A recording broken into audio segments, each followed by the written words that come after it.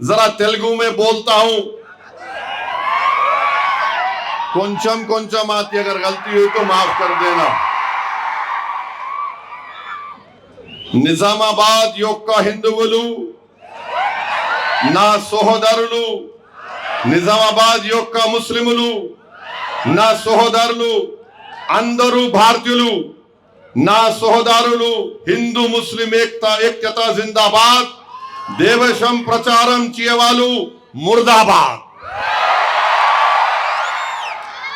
माने उर्दू में अगर अच्छा बोले तो निजामाबाद में हिंदू और मुसलमान भाई है, पूरे हिंदुस्तानी भारतीय हैं, हिंदू मुसलमान इत्तेहाद जिंदाबाद, और नफरत फैलाने वालों तुम्हारी फुला फुला की मुर्दाबाद मुर्दाबाद। ये आपको पैगाम देना है। आज आप देखते हैं कि दिखाने को कुछ नहीं है। 11 साल से मोदी के पास, 11 साल से रख लो, में आया तो दे देंगे उसको। 11 सुनो अभी, अरे पूरा गेम बदल देंगे निजामाबाद में, पूरा गेम बदल देंगे इंशाअल्लाह ताला। तुम क्या बात कर रहे हो? 11 साल से, हाँ, 11 तारीख को क्या होगा? पूरा गेम बदल देना 11 तारीख को इंशाअल्लाह ताला। ज्यादा बोले कि बोलना, लेता 2 रुपए का चंदा ले भाग। 11 साल से बीजेपी इख्तिदार पर है। ये मुल्क समझ रहा था कि यहां पर एतमाद आम होगा, मगर मोदी, अरे बैठो यारो तुम अभी, अरे 11 कूटना है प्यारे, अभी बैठो बैठो। हैदराबाद के 50 किलोमीटर दूर मालूम हुआ भोन यादाद्री में शेर फिर रहा करते।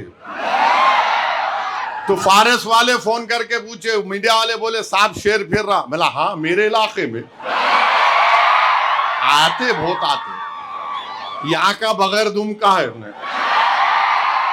हालिन का हालिन।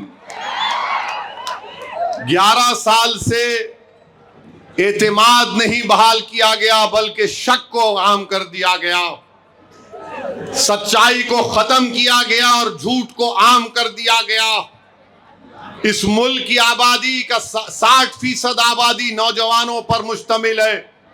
40 साल से कम उम्र की आबादी है। आज बताओ, बीजेपी ने नौजवानों को कोई नौकरी दी? नहीं दी। बीजेपी ने नौजवानों को स्किल सिखाया? नहीं सिखाया। महंगाई उरूज पे चले गई, और मोदी राज्यसभा में तकरीर करके बोलते हैं कि इस देश में, ये देश नौजवान देश है। दूसरे विश्व में, दुनिया में जो ममालिक हैं वो बूढ़े हो रहे हैं। मोदी जी, ये देश आपसे पूछना चाहता है, आपने नौकरी नहीं दी। नौजवानों ने नौकरी पूछी तो मोदी ने कहा जाओ गांव रक्षक बन जाओ। नौजवानों ने पूछा नौकरी दो, तो कहा जहां कहीं भी ईसाइयों के फंक्शन हो रहे, मजहब तब्दीली के नाम पर गड़बड़ कर दो। नौजवानों ने नौकरी पूछी तो कहा जो बंगाली बोलता है उसको पकड़कर बांग्लादेशी बोल के पीट दो। नौजवानों ने नौकरी पूछी तो कश्मीर से जो गरीब आकर अपना कारोबार करता है भारत में, उसको मारो और पीटो। मेरे अजीज दोस्तों और बुजुर्गों, ये 11 साल का रिकॉर्ड है। बीजेपी का रिकॉर्ड ये भी है कि ओडिशा में बीजेपी की हुकूमत बनी, वहां पर एक ईसाई पादरी के मुंह में गोबर डालकर, उसके सर पे सिंदूर लगाकर, गले में जूतों का हार पिनाकर उसको मारकर उसके गांव में फिराया गया। ओडिशा में बीजेपी की सरकार है, मुसलमान है, मकानदार मोहम्मद गाड़ी में जाता है, उसको उतार कर मार कर जबर मजबूर किया जाता है नारा बोलने के लिए, और फिर उसकी, बैठो बैठो बैठो बाबू बैठो, 6 फुट 2 इंच का आदमी है, मोदी को भी दिख जाता हो तुम, बैठो। अब तुम लोग खड़े हो गए, अब क्या होता कि 11 को अब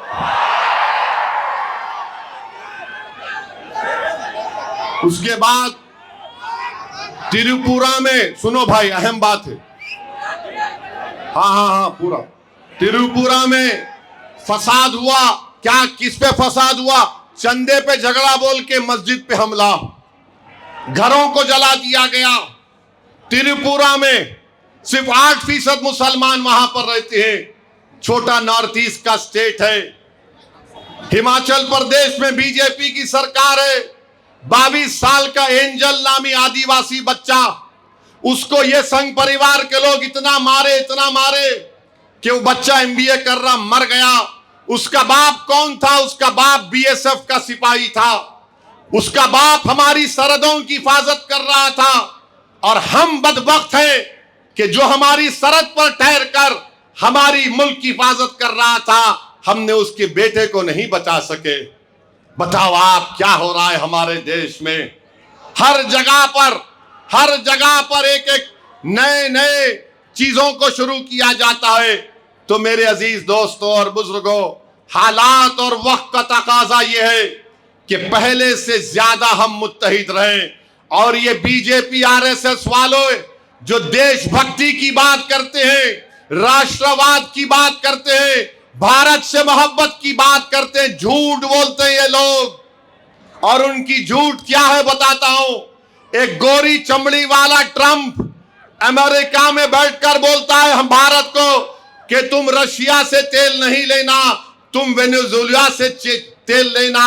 मोदी जी, ट्रंप अमेरिका का सदर है, भारत का सदर नहीं है। हमने अंग्रेजों की 200 साल की गुलामी से इस मुल्क को इसलिए आजाद नहीं किया था कि गोरी चमड़ी वाला हमको बैठकर बोले कि तेल किससे खरीदना।